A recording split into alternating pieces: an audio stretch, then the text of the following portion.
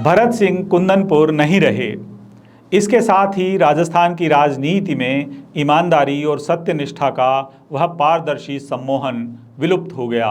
वह खानपुर, दिगोद और सांगोद से 4 बार विधायक रहे थे। वह सोना नहीं, सड़क पर पड़ा हीरा थे।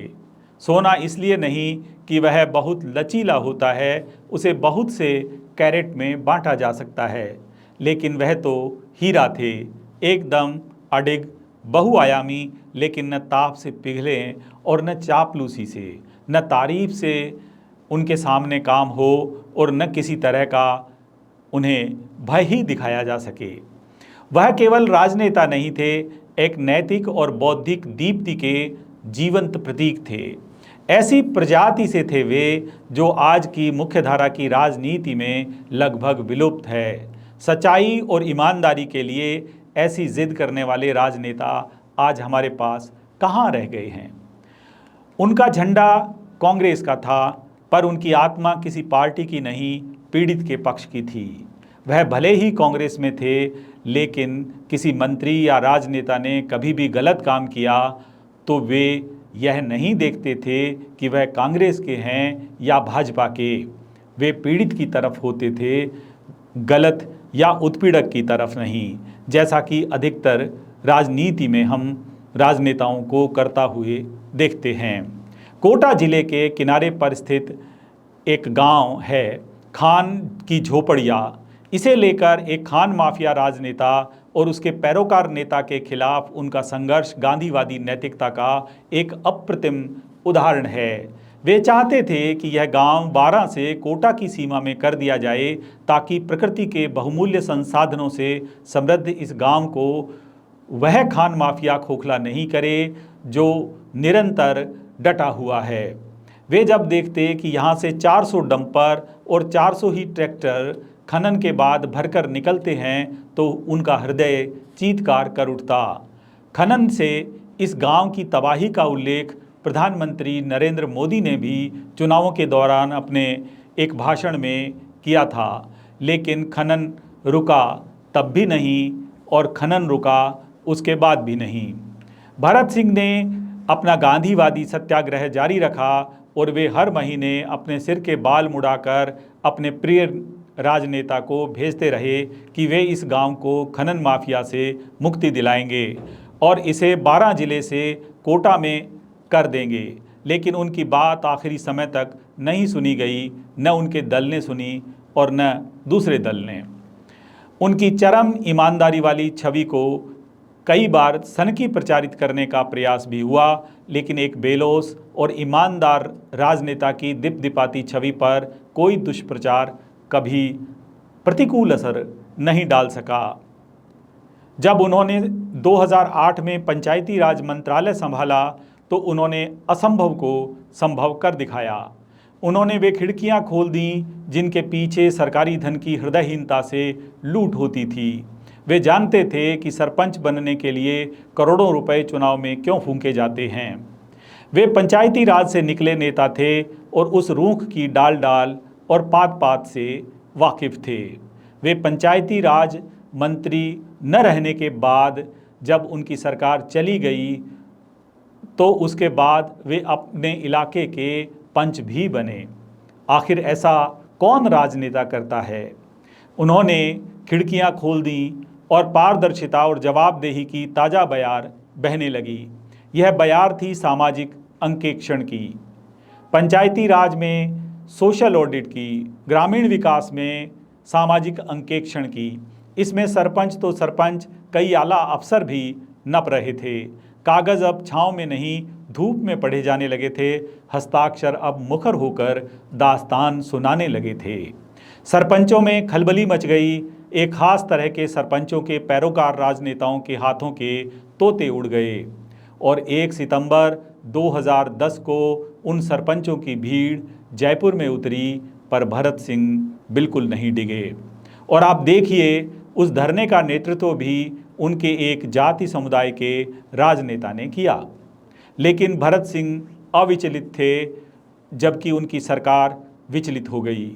और जब 17 नवंबर 2011 को मंत्रिमंडल फेरबदल हुआ तो पारदर्शिता की देवी अरुणा रॉय की मुहिम को आगे बढ़ाने वाले इस खरे मंत्री का विभाग बदल दिया गया और जगह दी गई ऐसे राजनेता को जो बहती गंगा में खूब नहाया, जमकर नहाया। और आप राजनीति की हालत देखिए कि वह भरत सिंह तो लड़ते भिड़ते भी अंत समय तक कांग्रेस में ही बने रहे, लेकिन उनके विकल्प के तौर पर जिस राजनेता को लाया गया था वह आखिर में लाव लश्कर सहित प्रतिद्वंद्वी दल में चला गया। राजस्थान में इसी के लिए कहा जाता है कि कीड़ी सींचे तीतर खाए, पापी रोधन प्रलय जाए। सत्तारूढ़ राजनीतिक दल आमतौर पर कानून तो बहुत बेहतरीन बनाते हैं, पर उन्हें ऐसा बनाते हैं कि वे ज़मीन पर बिल्कुल न उतरें। उनके बनाए जाने का श्रेय तो पूरा बटोर लें, लेकिन कानून ज़मीन पर सपने में भी न उतरें। सरकारी तंत्र का यही सच है, खासकर तब जब तक कि कोई भरत सिंह जैसा सुदृढ़ राजनेता उस अश्व की वल्गा न थाम ले। इसीलिए हम देखते हैं कि आरटीआई और सोशल ऑडिट के कानून बन जाने के बाद भी वे कानून ऊंचे आदर्शों से शुरू होकर ठंडी राख में बदल जाते हैं। और भरत सिंह पीडब्ल्यूडी मंत्री बने तो वे अपनी ईमानदारी और नैतिकता को राजस्थान की सड़कों पर उतार लाए। पीडब्ल्यूडी के इंजीनियरों के पसीने छूट गए कि आखिर यह कैसा मंत्री उनके हिस्से आया है जो विकास के नाम पर होने वाले कामों में पैसा नहीं, पारदर्शिता मांगता है। भरत सिंह ने आदेश दिए कि हर सड़क पर कुछ किलोमीटर के बाद एक बोर्ड लगे जिस पर सड़क बनाने वाले ठेकेदार और उस हिस्से से संबंधित एएन, एक्सएन और एससी के फ़ोन नंबर हों, ताकि सड़क टूटी हो तो उन्हें कॉल करके बताया जा सके। लेकिन उनके बाद किसी पीडब्ल्यूडी मंत्री में वैसा बौद्धिक आवेग प्रदीप्त नहीं हुआ। वे संभवतः राजस्थान के ऐसे इकलौते पीडब्ल्यूडी मंत्री थे जिन्होंने प्रदेश की सभी 244 तहसीलों का अनवरत दौरा किया। वे सुबह 7 बजे जयपुर के गांधीनगर वाले अपने सरकारी आवास से निकलते और या तो जहां भी सूरज ढल जाता वहीं रुक जाते या फिर वहां रुकते जहां 250 किलोमीटर की यात्रा पूरी हो जाती, भले ही वह कोई ढाणी या छोटा मोटा गांव ही क्यों न हो। उनके पुराने सहयोगी बताते हैं कि उन्होंने अपने जीवन में ऐसा कोई दूसरा राजनेता नहीं देखा। मुझे पीडब्ल्यूडी के एक पुराने इंजीनियर ने उन्हें याद करते हुए बताया कि उनके लिए फाइल कागज़ों का पुलंदा नहीं थी, लोकहित की पल्स यानी स्पंदित नसें थी। उनका चेहरा सुनने के लिए बना था, धैर्यवान भौहें, असंवेदित होंठ और मरु चिड़िया जैसी तेज़ आँखें। हर समय धीर गंभीर चेहरा, वनों की रक्षा, पहाड़ों के लिए पुकार, गिद्धों की चिंता, गायों के लिए करुणा, प्रवासी पक्षियों के लिए संवेदना, चीतों और बबर शेरों के लिए अकूत प्रेम और वन्य सुरक्षा से जुड़े अधिकारियों के दर्द को लेकर विधानसभा में आवाज़ उठाने वाले अकेले वही थे।